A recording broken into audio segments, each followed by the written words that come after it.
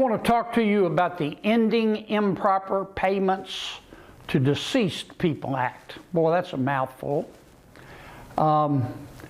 Here's what I want to talk about. Many Louisianians read the stories about the welfare fraud in Minnesota and, frankly, in other states, and it makes them nauseous. I feel the same way.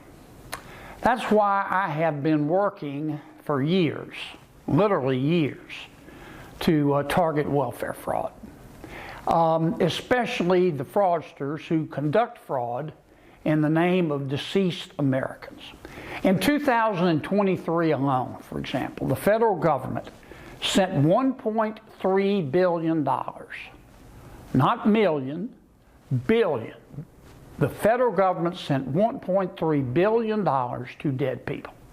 It's so pervasive that the Social Security Administration, which maintains a list of dead Americans known as the Death Master File, if someone dies, the state sends the name of the deceased person to the Social Security Administration, and that person's name is listed on what's called the Death Master File.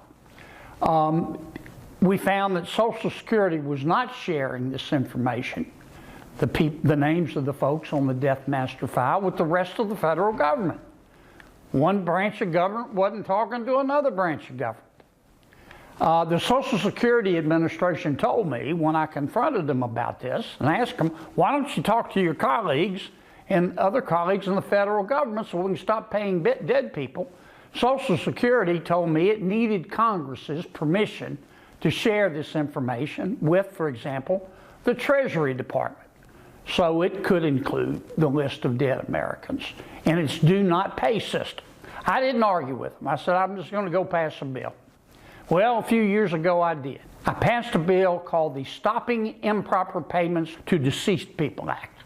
And that bill allowed the Social Security Administration to temporarily share its Death Master File with the Department of the Treasury. I had to amend the bill to provide, it's a long story and it was frustrating, to provide for a temporary sharing. They wanted to try it out first. Well, it worked. Duh. Since December of 2023, this bill has saved the federal government at least $330 million in improper payments. We're no longer paying dead people and having their friends or relatives or whomever cash the checks. It was obvious that Congress needed to make this data sharing arrangement permanent. So I had to introduce, and was happy to do it, I introduced a second bill to do just that.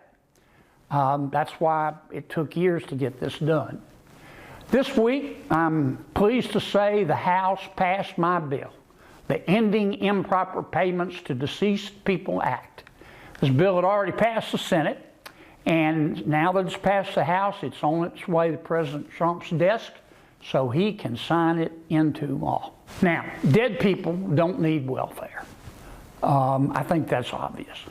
But I'm not going to stop with just this bill. I'm going to continue to urge my colleagues in the Senate, my friends in the House, to pass another reconciliation bill, which we can do without Democratic votes, just like we did the one big, beautiful bill, to include the subject of welfare fraud. Welfare fraud. It's inexcusable, it's unconscionable. These are taxpayer dollars. And I'm not going to stop till we get it done.